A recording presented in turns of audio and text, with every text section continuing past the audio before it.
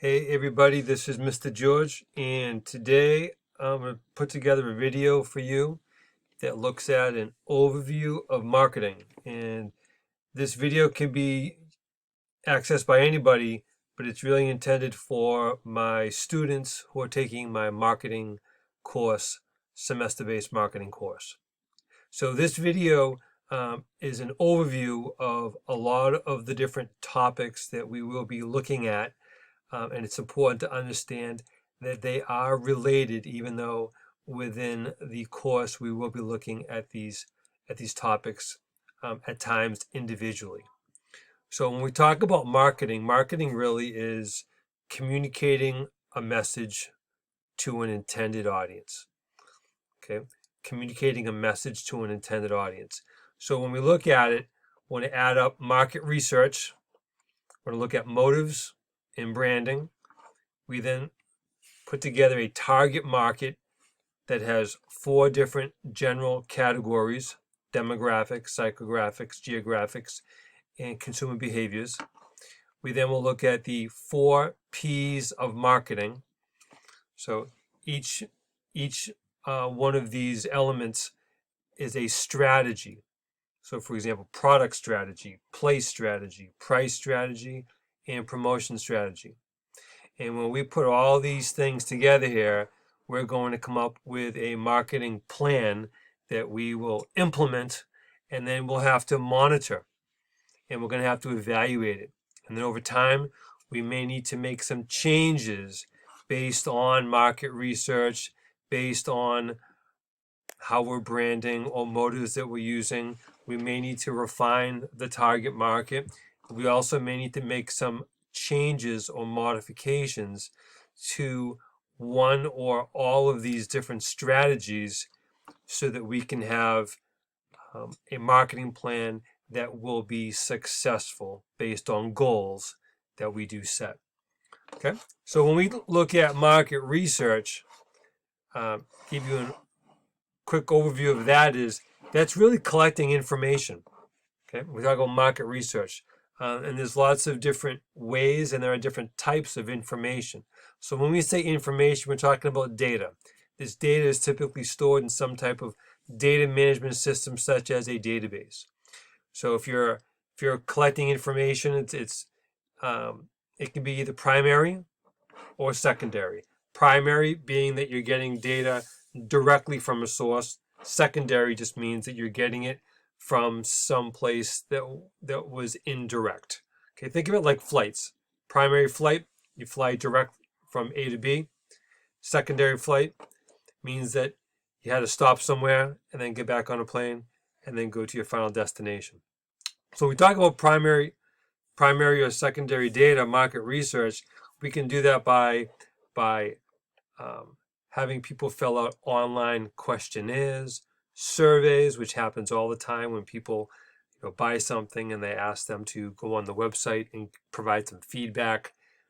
It can be based on focus groups, personal interviews, and some of the examples that we see are those little cards on key rings that provide some type of your valued customer. You have some type of rewards program.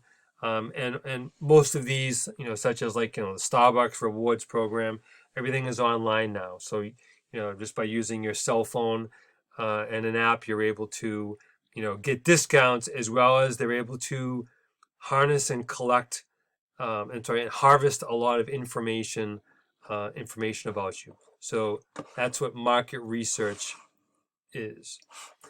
Motives and branding. So when we talk about motives, we're really looking at reasons why people spend money. So 2 general categories: we have emotional motives and we have rational motives. Think of emotional motives, it's based on feeling. When you buy something, it makes you feel a certain way. And for some people, just the idea of buying something provides some type of like emotional feeling. Imagine if you're taking a car for a test drive, the feeling that you get when you are actually driving the car might make you feel powerful, might make you feel, higher status, might make you feel important. So those are emotional connections that that companies are trying to make with you through their products and experiences. When we talk about rational motives, those are logical. Those are logical. So you want to buy something because you think it makes your life easier. You want to buy something because you believe it's well made, it's durable. You want to buy something to drink because you're thirsty. It fulfills a logical need. So the reality is when we look at products, such as an iPhone, it's clearly pulling motives, consumer motives from both of those categories, emotional motives and rational motives. And you have companies that are really trying to tap into those emotions to make us feel like we just we just don't want it, but we actually need it, and now we can't live without it. Okay, so that kind of gets tied in with branding. So when we talk about branding, it's very similar to when ranchers brand cattle and they burn the ranch emblem on the cattle. So companies do branding as far as burning an image inside your mind, creating these associations that we have based on images, based on music, based on products, spokespeople, voices that they use, repetitive symbols that we see. So branding is something that is done all the time, and it creates this awareness inside of our brain, between our ears, that really triggers something that makes us think of a product or a company. And the reality is they're trying to pull you in, and once they pull you in, they want you to pull other people in, which is exactly what happens with certain brands that people are so loyal to. They will tell other people that, like for example, Volkswagen or Apple or Under Armour. These are brands that there's just not a company name, but for some people it actually provides, meaning, and helps them, identify who they are based on certain brands, products that they feel like they are actually a part of. Target market. Now, this is the group of people that you are really trying to focus your efforts on. You can't just say, I want to target, 7, 8 billion people in the world. You need to be able to try and segment or divide into certain categories, so it makes it much more efficient for you to be able to reach these individuals or businesses, whoever your group is you're trying to reach. But target market also communicates to that group that you are the company or product for them. Many companies have different products, like for example, an automobile company, such as Ford or Toyota. They have lots of different cars, vehicles that really appeal to different individuals and groups of people based on certain categories, based on demographics, okay, based on their income, their religion, their age, their gender, their occupation, based on psychographics. Think of that as like interests.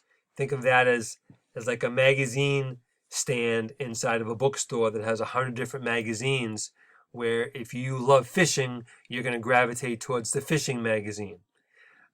If you have no interest in fishing, then you just kind of ignore that magazine. So geographics based on where you live. Okay, certain characteristics are going to be, obviously clothing is a great example for that. And consumer behaviors, how we behave. For example, if you have dry skin, you're much more likely to pay attention to a TV commercial that asks the question, do you have dry skin? Okay, as well as like how we shop. We then look at the 4 P's of marketing, the 4 general categories that help us create our marketing plan. So we have product strategy, makes us look at, the product or the service that we offer, the colors, the names of the product or services, any warranties that they provide self-assurance. So for example, if you buy a Stanley tool, that tool is a lifetime warranty. If you break it, you can bring it back and they'll give you a new one. So it provides peace of mind. Place strategy is how a product or service gets distributed from where it's being manufactured through wholesalers, through intermediaries, to retailers, and ultimately to the consumer who's going to be using the product or service. So we have to look at those distribution networks or those channels of distribution to see if we can make things more efficient, as well as identify, strengths and weaknesses within our supply chain. So that's place strategy, as well as trying to figure out the easiest, most efficient, effective way to get a product into the hands of a customer. Price strategy isn't just what price are we going to charge, but what's the strategy that we're going to employ that's going to be a mix with product in place and promotion, so that someone says, oh, I want that, but I can't afford it. Okay.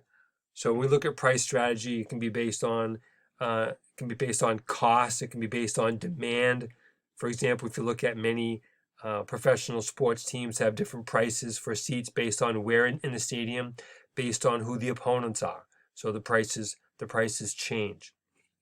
Promotion strategy is how we actually reach out to how companies reach out to potential customers and communicate to them. What's going to be the mode or the medium? How are we going to reach them? Are we going to use billboards? Are we going to use radio, internet ads? How? So we have to look at a variety of different print and broadcast methods of ways of trying to align ourselves and associate ourselves as a product or a company, so that it actually fits. So these 4 different categories, if I had to show you a visual here of target market's really in the middle, and then we have these strategies or decisions that are on the periphery or that are on the outside, as far as we have to make product, place, price, and promotion decisions. In which case, if things aren't going the way that we want them to go as far as meeting our goals, we may need to make some changes over time, very similar to baking a cake, as far as we may need to take some things away or add some other things to get to the actual desired results. So when we talk about the development and implementation of a marketing plan, it kind of ties all these together, as far as we have to collect some information, some data. We got to do some analysis. We have to create an actual marketing plan based on a product or service.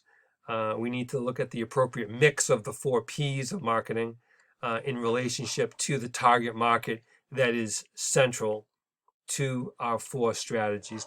We then have to execute the marketing plan, and then based on the results, we need to